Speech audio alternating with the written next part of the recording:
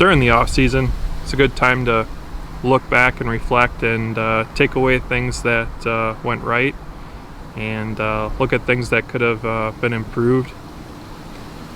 This hunt back in October was a good example of that. Alright, I'm on the edge of a bean field. I'm 2.5 sticks high. Right behind this little sapling right here. Just in front of me. Hoping that's enough cover. The wind's coming in my face. Which is good. It's coming right across the field. Last night, sat in the corner and a lot of the deer came right out of here. 2 nice ones came out of here actually. Right at dark. They were too far out where I couldn't get any footage of them, but there were other bucks that were coming out of this area too.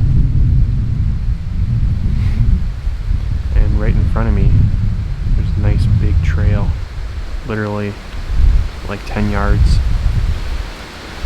It'd be a miracle if I don't get spotted by them. And then I can actually see down into the timber. It looks like it's kind of like a draw that kind of just goes down.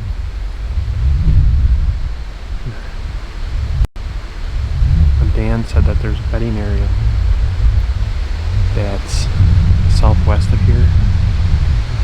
And he thinks that what they're doing is they're looping around and they're coming out this side. On the opposite side of the corner is where some hunters have been shooting some small bucks. So I'm hoping my scent's gonna come back this way. But if they come from the corner over there, they might get me. But if they come between me and the corner over there, they won't get my scent. And I'll be able to hopefully get a shot at one. Seeing deer on this field hasn't been a challenge. Getting close enough to them has been the challenge.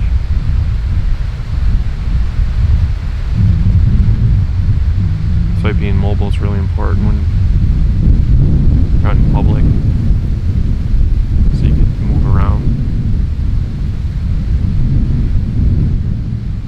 Even if you're sitting in a dead ash tree, 5 inches diameter, 2 sticks up.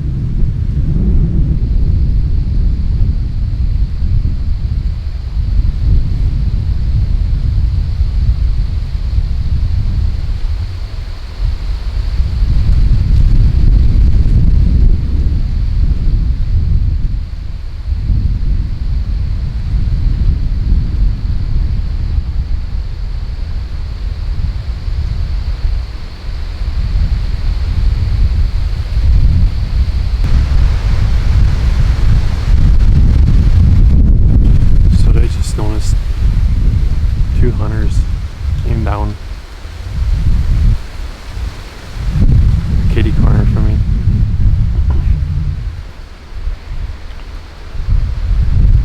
And then they both headed into the timber. So that's that pressure, that Michigan pressure that people talk about. I don't think they saw me though.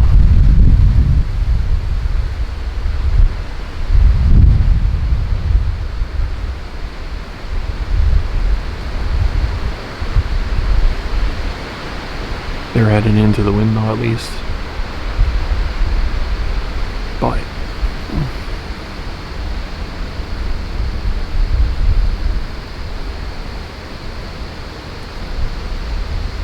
they could push something.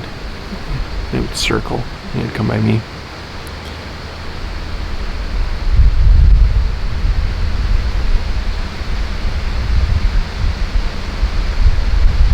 See what happens.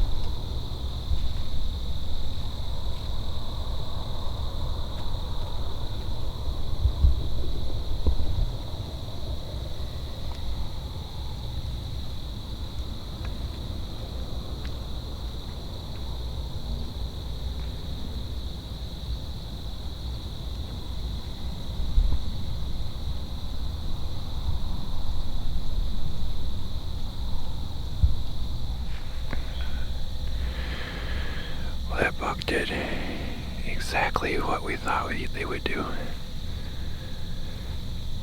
He snuck up right behind me and came right in the trail, right in front of me. I almost shot him too.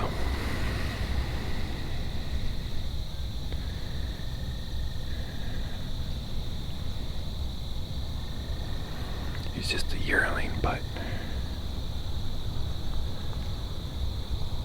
I really thought about it.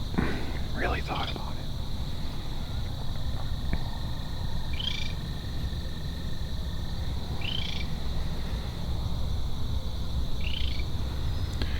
I was almost going to draw my bow, and then he looked up at me.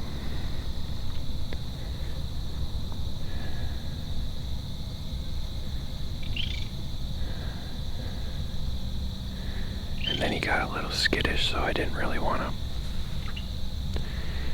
make a poor shot on him while he's spooked.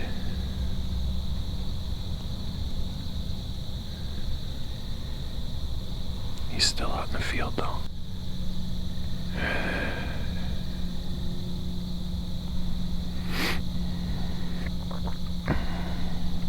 That was fun, though. The one thing that stands out in my mind is that I picked the right tree.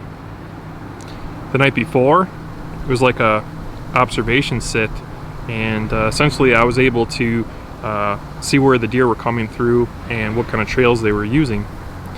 So the next day, I was able to use that to my advantage and move in, pick a tree, and even though it was 2.5 sticks high and seemed rather silly, it worked and put me in a good position to kill.